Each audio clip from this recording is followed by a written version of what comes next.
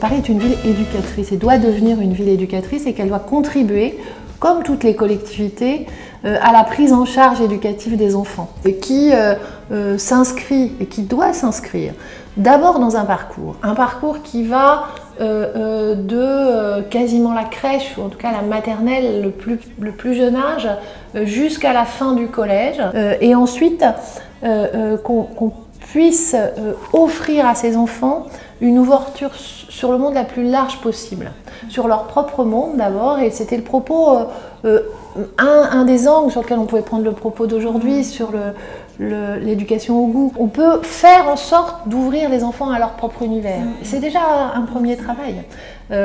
Beaucoup ont besoin que l'école et les adultes qui sont autour de l'école viennent en soutien aux familles pour l'ouverture de leur propre univers dans un premier temps.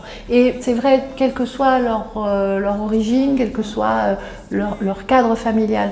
Et c'est là où la ville joue son rôle. On est aujourd'hui dans une estimation moyenne qui met le coût du périscolaire par enfant à Paris autour de 150 € par enfant. Nous avons de très bons supports et de très bons apports en fait qui viennent du monde associatif. À titre d'exemple, j'ai vu un astronaute venir dans une classe, donc donne quelques heures de son temps à une association pour faire découvrir son univers et qui nous permettent d'aborder les choses par différents biais.